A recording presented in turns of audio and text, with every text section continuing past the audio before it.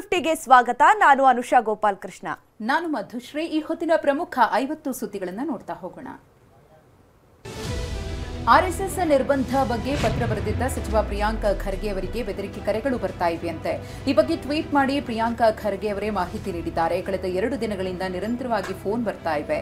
ನನಗೆ ನನ್ನ ಕುಟುಂಬಕ್ಕೆ ಬೆದರಿಕೆ ಮತ್ತು ಕೆಟ್ಟದಾಗಿ ನಿಂದಿಸುತ್ತಿದ್ದಾರೆ ಅಂತ ಆರೋಪಿಸಿದ್ದಾರೆ.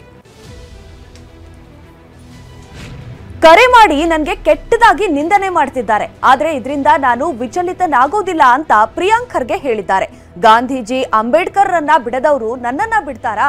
ಬೆದರಿಕೆಗಳು ಮೌನವಾಗಿಸುತ್ತೆ ಅಂತ ಭಾವಿಸಿದ್ರೆ ಅದು ತಪ್ಪು. ಈಗಷ್ಟೇ ಪ್ರಾರಂಭವಾಗಿದೆ ಎಂದಿದ್ದಾರೆ. ಕಿಡಿಗೇಡಿಗಳು ಪ್ರಿಯಾಂಕ್ ಖರ್ಗೆಗೆ ಬೆದರಿಕೆ ಹಾಕಿರುವುದಕ್ಕೆ ಟ್ವೀಟ್ ಮಾಡಿದ್ದಾರೆ ಅಂತ ಮೈಸೂರಿನಲ್ಲಿ ಸಚಿವ ಶರಣಪ್ರಕಾಶ್ ಪಾಟೀಲ್ ಹೇಳಿದ್ದಾರೆ. ಭಾರತದಲ್ಲಿ ಎಲ್ಲರಿಗೂ ಸಮಾನ ಹಕ್ಕಿದೆ, ಇದನ್ನು ಬಿಜೆಪಿ ಮತ್ತು ಆರ್ಎಸ್ಎಸ್ ಅರ್ಥ ಮಾಡಿಕೊಳ್ಳುತ್ತಿಲ್ಲ ಅಂತ ಹೇಳಿದ್ರು.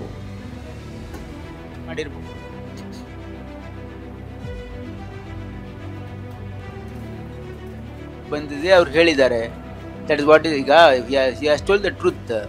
ಯು ಸಿ ಅವರು he has told what he has felt. ಈಗೇನಾಗಿದೆ ಅಂತಂದರೆ ಅದಕ್ಕೆ ಜನರು ರಿಯಾಕ್ಟ್ ಮಾಡಿ ಯಾರೋ ಕಿಡಿಗೇಡಿಗಳು ಈ ರೀತಿ ಥ್ರೆಟನ್ ಮಾಡಿದರೆ ಅಂತ ಅವ್ರು ಟ್ವೀಟ್ ಮಾಡಿರ್ಬೋದು. ಬಟ್ ಏನಾಗಿದೆ ಇಲ್ಲಿ ನಮ್ಮ ರಾಜ್ಯದಲ್ಲಿ ಮತ್ತು ವಿಶೇಷವಾಗಿ ನಮ್ಮ ದೇಶದಲ್ಲಿ ಯಾವಾಗಿಂದ ಮೋದಿ ಸರ್ಕಾರ ಬಂದಿದೆ ಈ ರೀತಿ ಫ್ರಿಂಜ್ ಎಲಿಮೆಂಟ್ಸಿಗೆ ಪ್ರೋತ್ಸಾಹ ಸಿಗ್ತಾ ಇದೆ ಅಂತ. ಪ್ರಚೋದನೆ ಮಾಡೋದು, ಬೆದರಿಕೆ ಹಾಕೋದು ಅವ್ರ ಕೆಲಸ ಅಂತ ಧಾರವಾಡದ ಕಲಘಟಗಿಯಲ್ಲಿ ದಿನೇಶ್ ಗುಂಡೂರಾವ್ ಹೇಳಿದ್ದಾರೆ. ಆರ್ಎಸ್ಎಸ್ ಕೋಮುವಾದಿ ಸಂಘಟನೆ, ಗಾಂಧಿ ಹತ್ಯೆ ಮಾಡಿದ್ದು ಕೂಡ ಅವರ ಪ್ರಚೋದನೆಯಿಂದಲೇ ಅಂತ ವಾಗ್ದಾಳಿ ನಡೆಸಿದ್ರು.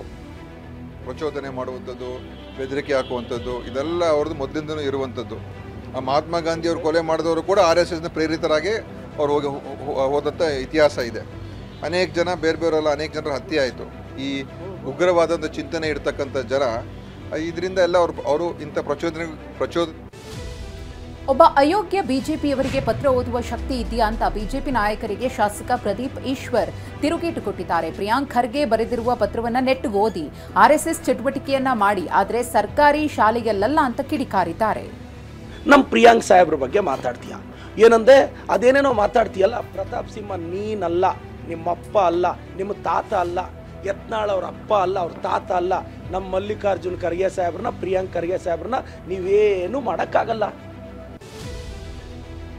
ಇನ್ನು ಪ್ರಿಯಾಂಕ್ ಖರ್ಗೆಗೆ ಬಹಿರಂಗ ಚರ್ಚೆಗೆ ಆಹ್ವಾನಿಸಿದ್ದ ಪರಿಷತ್ ಸದಸ್ಯ ಸಿಟಿ ರವಿಗೆ ಪ್ರದೀಪ್ ಈಶ್ವರ್ ತಿರುಗೇಟ್ ಕೊಟ್ಟಿದ್ದಾರೆ. ನನ್ ಜೊತೆ ಬಹಿರಂಗ ಚರ್ಚೆ ಮಾಡಿ ಗೆದ್ರೆ ನಾನೇ ನಿಮ್ಮನ್ನ ಪ್ರಿಯಾಂಕ್ ಖರ್ಗೆ ಅವ್ರ ಹತ್ರ ಕರ್ಕೊಂಡು ಹೋಗ್ತೀನಿ ಅಂತ ಹೇಳಿದ್ದಾರೆ. ಸನ್ಮಾನ್ಯ ಸಚಿವರಾದ ಶ್ರೀ ಪ್ರಿಯಾಂಕ್ ಖರ್ಗೆ ಅವರು ನಿನ್ನೆ ಮುಖ್ಯಮಂತ್ರಿಗಳಿಗೆ ಬರೆದ ಪತ್ರ, ಆ ಹಿನ್ನೆಲೆಯಲ್ಲಿ ನಾವು ಸಾರ್ವಜನಿಕ ಚರ್ಚೆಯನ್ನು ಮಾಡೋದಕ್ಕೆ ನಾನು ಆಹ್ವಾನಿಸ್ತೇನೆ. ಸಿಟಿ ರವಿ ಅವರು ನಿನ್ನೆ ಪ್ರಿಯಾಂಕ ಖರ್ಗೆ ಸಾಹೇಬ್ರನ್ನ ಬಹಿರಂಗ ಚರ್ಚೆಗೆ ಆಹ್ವಾನಿಸಿದ್ದಾರೆ.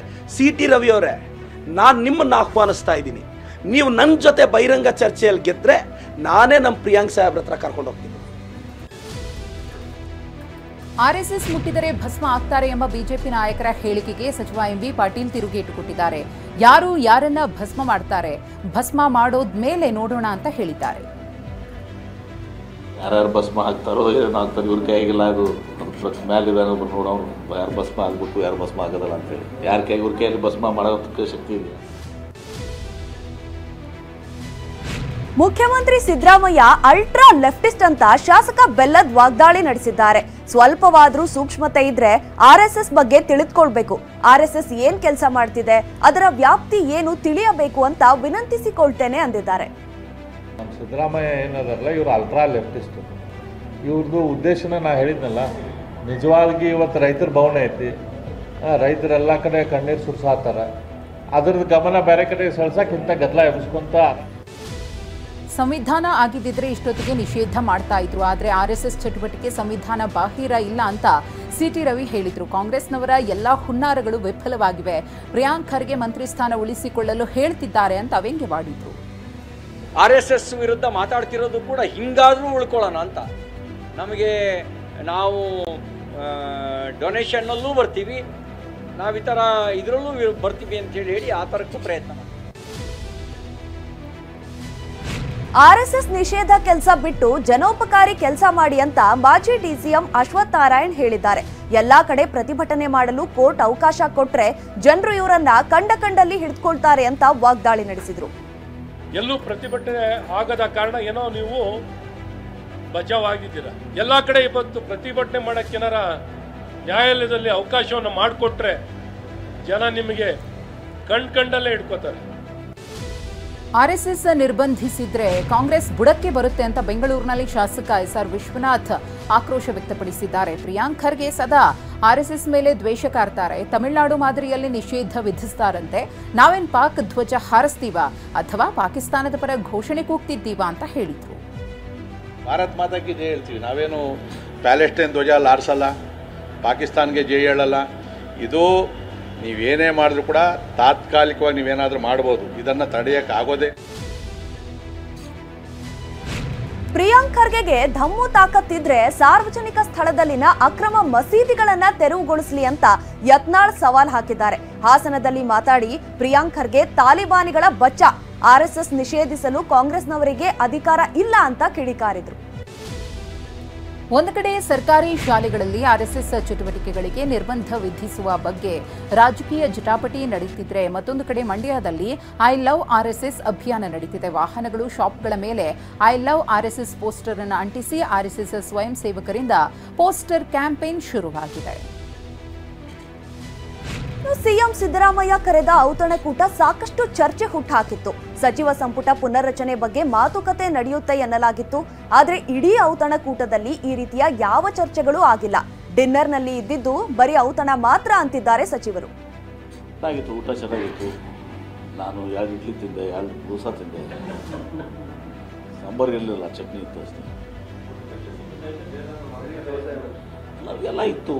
ನಾನು 2 ಇಡ್ಲಿ 2 ದೋಸೆ ತಿಂದೆ, ಚಿಕ್ಕ dosa. CM Siddaramaiah dinner meeting ವೇಳೆ ಬಿಹಾರ ಚುನಾವಣೆಯ ಬಗ್ಗೆ ಚರ್ಚೆಯನ್ನು ಮಾಡಿದ್ದಾರೆ ಎನ್ನಲಾಗುತ್ತಿದೆ. ಆದರೆ ಬಿಹಾರ ಚುನಾವಣೆಗೆ ಕಲೆಕ್ಷನ್ ಸಂಗ್ರಹಿಸಲು ಸಭೆ ಮಾಡಿದ್ದಾರೆಂದು ಬಿಜೆಪಿಗರು ವ್ಯಂಗ್ಯವಾಡಿದ್ದಾರೆ. ಇದಕ್ಕೆ ಎಂಬಿ ಪಾಟೀಲ್ ತಿರುಗೇಟು ಕೊಟ್ಟಿದ್ದಾರೆ. ಸಿಎಂ ಔತಣಕೂಟವನ್ನ ಥಳಕು ಹಾಕಿ ನವೆಂಬರ್ ಕ್ರಾಂತಿ ಎಂತಿದ್ದ ಬಿಜೆಪಿಗೆ ಸಚಿವರು ತಿರುಗೇಟು ಕೊಟ್ಟಿದ್ದಾರೆ. ಇದರ ಜೊತೆಗೆ ಸಚಿವ ಸಂಪುಟದ ಪುನರ್ರಚನೆ ಬಗ್ಗೆ ಮಾತುಕತೆ ಆಗಿಲ್ಲ ಅಂತ ಸ್ಪಷ್ಟನೆ ಕೊಟ್ಟಿದ್ದಾರೆ. ಇನ್ನು ಸಿಎಂ ಔತಣಕೂಟಕ್ಕೆ ಕರೆದ ಸುದ್ದಿ ಹೊರಬಿದ್ದ ಬೆನ್ನಲ್ಲೇ ಎಸ್ಸಿ ಎಸ್ಟಿ ನಾಯಕರು ಸಭೆ ನಡೆಸಿದ್ರು. ಎಚ್ಸಿ ಮಹದೇವಪ್ಪ, ಡಾಕ್ಟರ್ ಜಿ ಪರಮೇಶ್ವರ್ ಮತ್ತು ಸತೀಶ್ ಜಾರಕಿಹೊಳಿ ಗುಪ್ತ ಮಾತುಕತೆ ನಡೆಸಿದ್ರು. ಇದೇ ಮೀಟಿಂಗ್ ವಿಚಾರ ನೆನೆಯ ಔತಣಕೂಟದ ವೇಳೆಯೂ ಪ್ರಸ್ತಾಪವಾಗಿದೆ. ನಿನ್ನೆಯ ಡಿನ್ನರ್ ವೇಳೆ ಡಿಸಿಎಂ ಡಿಕೆ ಏನ್ ಗುರು ಮೀಟಿಂಗ್ ಎಲ್ಲ ಮಾಡಿದ್ಯಾ ಅಂತ ಕೇಳಿದ್ರು. ಆಗ ಪರಮೇಶ್ವರ್ ಮಾಡ್ಬೇಕಲ್ಲಪ್ಪ ನಮ್ಮ ಅಸ್ತಿತ್ವಕ್ಕೆ ಅಂದ್ರು. ಬಳಿಕ ಡಿಕೆ ಮೀಟಿಂಗ್ ನಲ್ಲಿ ಏನೆಲ್ಲ ಮಾತಾಡಿದ್ರಿ ಅಂತ ಕೇಳಿದ್ರು. ಮೀಟಿಂಗ್ ನಲ್ಲಿ ಹಾಕಿದ್ದೆಲ್ಲ ಹೇಳೋಕೆ ಆಗುತ್ತಾ ಅಂತ ಪರಂ ನಗೆಚಾಟಕಿ ಹಾರಿಸಿದ್ರು. ಡಿಸೆಂಬರ್ನಲ್ಲಿ ಸಚಿವ ಸಂಪುಟ ಪುನರ್ರಚನೆಯಾಗುತ್ತೆ ಅಂತ ಸಾರಿಗೆ ಸಚಿವ ರಾಮಲಿಂಗ ರೆಡ್ಡಿ ಅವರು ಸಂಪುಟ ಪುನರ್ರಚನೆಯ ಬಗ್ಗೆ ಸುಳಿವು ಕೊಟ್ಟಿದ್ದಾರೆ. 7 ರಿಂದ 8 ಹಿರಿಯ ಶಾಸಕರಿದ್ದಾರೆ, ಅವಕಾಶ ಕೊಡಬೇಕಲ್ವಾ ಅಂತ ಕೇಳುವ ಮೂಲಕ ಸ್ಪಷ್ಟನೆಯನ್ನ ನೀಡಿದ್ದಾರೆ.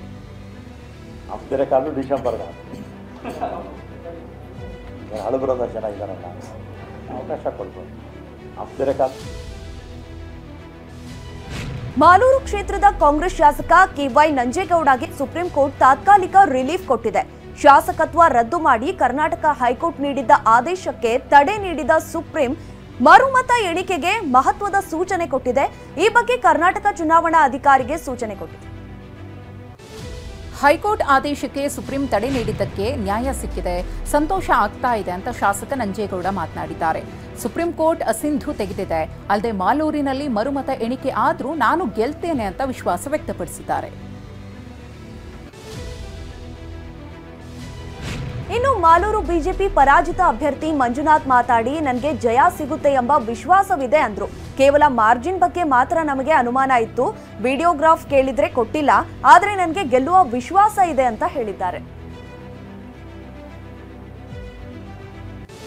ಸಿದ್ದರಾಮಯ್ಯನವರನ್ನ ಮುಖ್ಯಮಂತ್ರಿ ಸ್ಥಾನದಿಂದ ಕೆಳಗಿಳಿಸಿದ್ರೆ ಸಮಾಜ ಕಲ್ಯಾಣ ಸಚಿವ ಎಚ್ಸಿ ಮಹದೇವಪ್ಪ ಸಿಎಂ ಆಗಲಿ ಅಂತ ಮೈಸೂರು ಜಿಲ್ಲೆ ಟಿ ನರಸೀಪುರದಲ್ಲಿ ದಲಿತ ಮುಖಂಡರು ಒತ್ತಾಯಿಸಿದ್ದಾರೆ. ಅಲ್ಲದೆ ಕಾಂಗ್ರೆಸ್ನಲ್ಲಿ ಈಗಾಗಲೇ 2 ಬಾರಿ ದಲಿತರಿಗೆ ಸಿಎಂ ಸ್ಥಾನ ಕೈತಪ್ಪಿದೆ ಅಂತ ಬೇಸರವನ್ನು ವ್ಯಕ್ತಪಡಿಸಿದ್ದಾರೆ.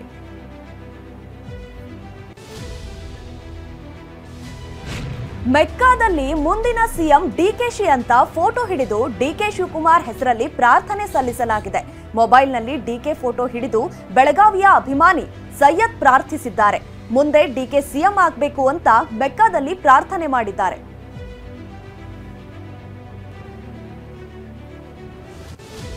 ಬಿಜೆಪಿಯ ಉಚ್ಚಾಟಿತ ನಾಯಕ ಯತ್ನಾಳ್ಗೆ ಮಹಾರಾಷ್ಟ್ರದ ಶಿಂಧೆ ಬಣದ ಶಿವಸೇನೆ ಗಾಳ ಹಾಕಿದೆ ಎನ್ನಲಾಗ್ತಾ ಇದೆ.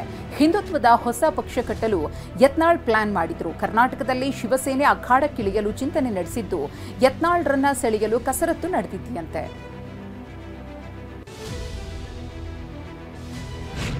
ಯತ್ನಾಳ್ ಒಪ್ಪಿದ್ರೆ ರೆಡ್ ಕಾರ್ಪೆಟ್ ಹಾಕಿ ಸ್ವಾಗತಿಸ್ತೀವಿ ಅಂತ ಟಿವಿ9ಗೆ ಶಿವಸೇನಾ ರಾಜ್ಯಾಧ್ಯಕ್ಷ ಸಿದ್ದಲಿಂಗಸ್ವಾಮಿ ಹೇಳಿದ್ದಾರೆ. ಮಹಾರಾಷ್ಟ್ರದಲ್ಲಿ ಶಿವಸೇನಾ ಪಕ್ಷ ಎನ್ಡಿಎ ಮೈತ್ರಿಕೂಟದಲ್ಲಿದೆ.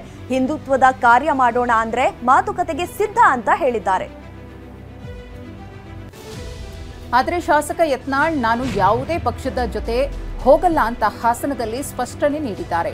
ನಾನು 2 ಆಯ್ಕೆಯನ್ನ ಮುಂದಿಟ್ಟಿದ್ದೇನೆ. ಮೊದಲನೆಯದ್ದು ಹಿಂದೂ ಮತಗಳ ವಿಭಜನೆ ಆಗಬಾರದು. ಅಲ್ಲದೆ ಯಡಿಯೂರಪ್ಪ ಕುಟುಂಬ ಬಿಟ್ಟು ಬಿಜೆಪಿ ಕಟ್ಟಿದ್ರೆ ಬಿಜೆಪಿಗೆ ಹೋಗ್ತೀನಿ ಅಂತ ಹೇಳಿದ್ದಾರೆ. ಯಾವುದೇ ಪಕ್ಷವನ್ನ ಸೇರೋದಿಲ್ಲ. ನಾನು ಆ್ಯಡ್ ಆಪ್ಷನ್ ಮುಂದಿಟ್ಟಿದ್ದೇನೆ. ಒಂದನೇದ್ದು ಹಿಂದೂ ಮತಗಳು ವಿಭಜನೆ ಆಗಬಾರ್ದು. ಹಿಂದೂ ಮತಗಳ ವಿಭಜನೆ ಆದರೆ ಮಾನ್ಯ ಮುಖ್ಯಮಂತ್ರಿ ಸಿದ್ದರಾಮಯ್ಯನವರು ಅಧಿವೇಶನದಲ್ಲಿ ನನಗೆ ಹೇಳಿದ್ರು, ಯತ್ನಾಳ್ ನೀವು ಒಂದು ರಾಜಕೀಯ ಪಕ್ಷ ಕಟ್ಟಿ, ನೀವು ಪಕ್ಷ ಕಟ್ಟಿದ್ರೆ ನಮ್ಮ ಕಾಂಗ್ರೆಸ್ಸಿಗೆ ಅನುಕೂಲ ಆಗ್ತದೆ. ಮತ್ತು ಅವಾಗಿನ ಸಿದ್ದರಾಮಯ್ಯವ್ರು ಹೇಳೀನಿ, ನಾನು ಪಕ್ಷ ಕೊಟ್ಟಕ್ಕಿಂತ ಮುಂಚೆ ಹಿಂದೂಗಳ ಮತ ವಿಭಜನೆ ಮಾಡುವಂಥ ಕೆಟ್ಟ ಕೆಲಸ ಮಾಡಿ. ಕಾರವಾರದಲ್ಲಿ ಸೂಪರ್ ಸ್ಪೆಷಾಲಿಟಿ ಆಸ್ಪತ್ರೆ ಆಗದೇ ಇದ್ರೆ ರಾಜಕೀಯ ನಿವೃತ್ತಿ ತಗೋತೀನಿ ಅಂತ ಕೈ ಶಾಸಕ ಸತೀಶ್ ಸೈಲ್ ಹೇಳಿದ್ದಾರೆ. ಮಾರ್ಚ್ ಬಜೆಟ್ನಲ್ಲಿ ಅನುದಾನ ಕೊಡದಿದ್ರೆ ರಾಜಕೀಯ ನಿವೃತ್ತಿ ಅಂತ ಘೋಷಣೆ ಮಾಡಿದ್ದಾರೆ.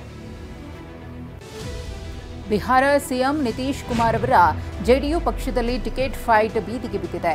ಇಂದು ಹಾಲಿ ಶಾಸಕ ಗೋಪಾಲ್ ಮಂಡಲ್ ಸೇರಿದಂತೆ ಹಲವು ಜೆಡಿಯು ನಾಯಕರು ನಿತೀಶ್ ಕುಮಾರ್ ಅವರ ಮನೆ ಮುಂದೆ ಟಿಕೆಟ್ಗಾಗಿ ಧರಣಿ ಕೂತಿದ್ರು. ಟಿಕೆಟ್ಗಾಗಿ ಪಟ್ಟು ಹಿಡಿದಿದ್ರು.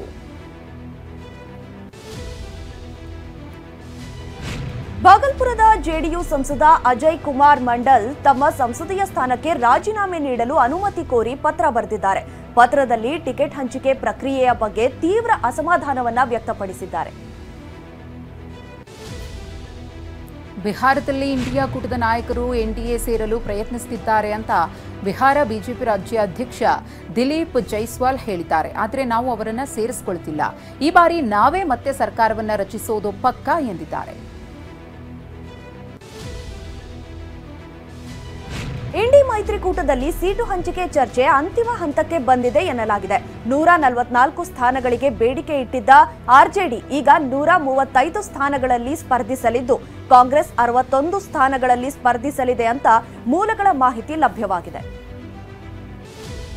ಬಯೋಕಾನ್ ಮುಖ್ಯಸ್ಥೆ ಕಿರಣ್ ಮಜುಮ್ದಾರ್ ಶಾ ಸರ್ಕಾರದ ವಿರುದ್ಧ ಮತ್ತೆ ಪೋಸ್ಟ್ ಹಾಕಿದ್ದಾರೆ. ಬಯೋಕಾನ್ ಪಾರ್ಕ್ಗೆ ಚೀನಾದಿಂದ ಬಂದಿದ್ದ ಉದ್ಯಮಿ ಬೆಂಗಳೂರಿನ ರಸ್ತೆ ಗುಂಡಿ ಕಸದ ಬಗ್ಗೆ ಪ್ರಶ್ನಿಸಿದ್ದಾರೆ. ಯಾಕೆ ನಗರದ ರಸ್ತೆಗಳು ಹಾಳಾಗಿವೆ, ಕಂಡಲ್ಲಿ ಕಸದ ರಾಶಿ ಯಾಕಿದೆ ಅಂತ ಪ್ರಶ್ನೆ ಕೇಳಿದ್ರು ಅಂತ ಪೋಸ್ಟ್ ಮಾಡಿದ್ದಾರೆ. ಕಿರಣ್ ಮಜುಮ್ದಾರ್ ಶಾ ಮಾತಿಗೆ ಬಿಜೆಪಿ ನಾಯಕರು ಕೂಡ ದನಿಗೂಡಿಸಿದ್ದಾರೆ. ಕಿರಣ್ ಮಜುಮ್ದಾರ್ ಶಾ ಮೋಹನ್ ದಾಸ್ ಪೈ ಮಾತಾಡ್ತಿರೋ ಬಗ್ಗೆ ಸರ್ಕಾರಕ್ಕೆ ಚಿಂತೆ ಇಲ್ಲ, ಬಿಹಾರ ಚುನಾವಣೆ ಕಾಸಿಗೆ ಮೀಟಿಂಗ್ ಮಾಡಿದ್ದಾರೆ ಅಂತ ಸಿಟಿ ರವಿ ಕಿಡಿಕಾರಿದ್ರು. ಕಿರಣ್ ಮಜುಮ್ದಾರ್ ಶಾ ಪೋಸ್ಟ್ಗೆ ಪ್ರತಿಕ್ರಿಯೆ ಕೊಟ್ಟಿರುವ ಜೆಡಿಎಸ್ ಟ್ವೀಟ್ ಮೂಲಕ ಸರ್ಕಾರದ ವಿರುದ್ಧ ಕಿಡಿಕಾರಿದೆ. 60% ಕಮಿಷನ್ ಹೊಡೆದು ಗಡದ್ ನಿದ್ದೆ ಮಾಡ್ತಾ ಇರುವ ಸಿಎಂ ಡಿಸಿಎಂ ಅವರೇ, ನಿಮ್ಮ ಸರ್ಕಾರ ಎದ್ದೇಳುವುದು ಯಾವಾಗ ಅಂತ ಪ್ರಶ್ನಿಸಿದೆ.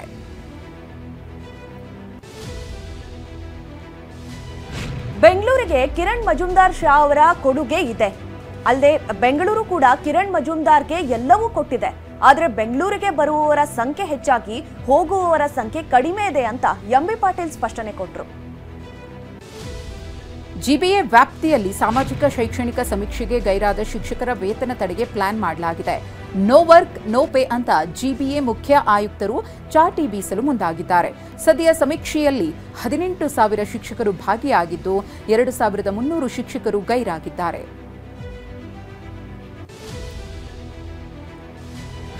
ಸಮೀಕ್ಷೆಗೆ ತೆರಳಿದ್ದ ಶಿಕ್ಷಕಿ ನಾಪತ್ತೆಯಾಗಿದ್ದಾರೆ. ಕೋಲಾರ ತಾಲೂಕು ಕೆಬಿ ಹೊಸಳ್ಳಿ ಶಾಲಾ ಶಿಕ್ಷಕಿ ಅಖ್ತರ್ ಬೇಗಂ ನಾಪತ್ತೆಯಾಗಿದ್ದಾರೆ. ಇವರು ನರಸಾಪುರ ಗ್ರಾಮದಲ್ಲಿ ಸಮೀಕ್ಷೆ ಮಾಡ್ತಿದ್ದು ನಿನ್ನೆ ಬೆಳಿಗ್ಗೆಯಿಂದ ಸಂಪರ್ಕಕ್ಕೆ ಸಿಗ್ತಾ ಇಲ್ಲ. ಮೊಬೈಲ್ ಮನೆಯಲ್ಲಿಟ್ಟು ಐಡಿ ಕಾರ್ಡ್ ತೆಗೆದುಕೊಂಡು ನಾಪತ್ತೆಯಾಗಿದ್ದಾರೆ. ಹಿಂದೂ ಸ್ವಾಮಿಗಳ ಹೆಸರಲ್ಲಿ ಪೂಜೆ ಮಾಡಿ ಗೋಲ್ಡ್ ಎಗರಿಸುತ್ತಿದ್ದ ಮುಸ್ಲಿಂ ವ್ಯಕ್ತಿಯನ್ನ ಬೆಂಗಳೂರಿನ ಹುಳಿಮಾವು ಪೊಲೀಸರು ಅರೆಸ್ಟ್ ಮಾಡಿದ್ದಾರೆ. ದಾದಾಪೀರ್ ಎಂಬಾತನನ್ನ ಬಂಧಿಸಿ 480 ಗ್ರಾಂ ಚಿನ್ನಾಭರಣ ವಶಕ್ಕೆ ಪಡೆದಿದ್ದಾರೆ. ರೌಡಿ ಶೀಟರ್ ಜೊತೆ ಪಿಎಸ್ಐ ಕೇಕ್ ಕಟ್ ಮಾಡಿ ಸಂಭ್ರಮಿಸಿದ್ದ ಯಾದಗಿರಿಯ ಹುಣಸಗಿ ತಾಲೂಕಿನ ನಾರಾಯಣಪುರ ಠಾಣೆಯ ಪಿಎಸ್ಐ ಇವರು ರಾಜಶೇಖರ್ ರಾಠೋಡ್ ಅಂತ ಸಸ್ಪೆಂಡ್ ಆಗಿದ್ದಾರೆ. ಈಗ 10 ವರ್ಷ ಪೂರ್ಣಗೊಳಿಸಿದ್ದಕ್ಕೆ PSI Rajashekar rowdy sheeter Nagaraj ಜೊತೆ ಕೇಕ್ ಕಟ್ ಮಾಡಿ ಸಂಭ್ರಮಿಸಿದ್ರು. ನಮ್ಮ ಮೆಟ್ರೋದಲ್ಲಿ ಭಿಕ್ಷಾಟನೆ ಮಾಡಿರೋ ವಿಡಿಯೋ ವೈರಲ್ ಆಗಿದೆ. ಗ್ರೀನ್ ಲೈನ್ನ ಮೆಜೆಸ್ಟಿಕ್ ಟು ಯಶವಂತಪುರ ನಡುವಿನ ರೈಲ್ನಲ್ಲಿ ಭಿಕ್ಷಾಟನೆ ಮಾಡಲಾಗಿದ್ದು ಜಾಲತಾಣದಲ್ಲಿ ವಿಡಿಯೋ ಶೇರ್ ಮಾಡಿ ಬೇಸರ ವ್ಯಕ್ತಪಡಿಸಲಾಗಿದೆ. ತುಮಕೂರಿನ ಚಿಕ್ಕನಾಯಕನಹಳ್ಳಿ ತಾಲೂಕಿನ ಹುಳಿಯಾರು ಪಟ್ಟಣದಲ್ಲಿ ಕಸ ವಿಲೇವಾರಿ ಘಟಕ ಸ್ಥಾಪನೆಯಾಗದ್ದಕ್ಕೆ ಜನ ಆಕ್ರೋಶಗೊಂಡಿದ್ದಾರೆ. ತುಮಕೂರು ಡಿಸಿ, ಎಸಿ, ತಹಶೀಲ್ದಾರ್ಗೆ ಕೊರಿಯರ್ ಮೂಲಕ ದೀಪಾವಳಿ ಹಬ್ಬಕ್ಕೆ ಕಸವನ್ನೇ ಪಾರ್ಸಲ್ ಮಾಡಿದ್ದಾರೆ. ಆತ್ಮಹತ್ಯೆ ಮಾಡಿಕೊಂಡಿರುವ ಹರಿಯಾಣ ಐಪಿಎಸ್ ಅಧಿಕಾರಿ ಪೂರಣ್ ಕುಮಾರ್ ನಿವಾಸಕ್ಕೆ ಇವತ್ತು ರಾಹುಲ್ ಗಾಂಧಿಯವರು ಭೇಟಿ ನೀಡಿದರು. ಚಂಡೀಗಢದಲ್ಲಿರುವಂತಹ ಕುಟುಂಬ ಸದಸ್ಯರನ್ನ ಭೇಟಿಯಾಗಿ ರಾಹುಲ್ ಗಾಂಧಿಯವರು ಸಾಂತ್ವನ ಹೇಳಿದರು.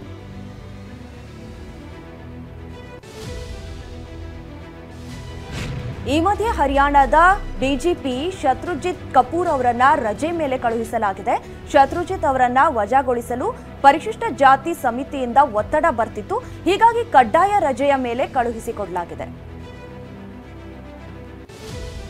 ಕಾರ್ಮಿಕ ಭವಿಷ್ಯ ನಿಧಿ ಪಡೆಯುವ ಉದ್ಯೋಗಿಗಳಿಗೆ ಕೇಂದ್ರ ಸರ್ಕಾರ ಗುಡ್ ನ್ಯೂಸ್ ಕೊಟ್ಟಿದೆ. 100% ಇಪಿಎಫ್ ಹಣವನ್ನು ಹಿಂಪಡೆಯಲು ಅವಕಾಶ ಮಾಡಿಕೊಡಲಾಗಿದೆ. ಪಿಎಫ್ ಹಣ ಹಿಂಪಡೆಯಲು ಕಾರ್ಮಿಕ ಭವಿಷ್ಯ ನಿಧಿ ನಿಯಮಗಳನ್ನು ಸರಳೀಕರಣಗೊಳಿಸಲಾಗಿದ್ದು ಇದರಿಂದ 7 ಕೋಟಿ ಸದಸ್ಯರಿಗೆ ಅನುಕೂಲವಾಗಲಿದೆ.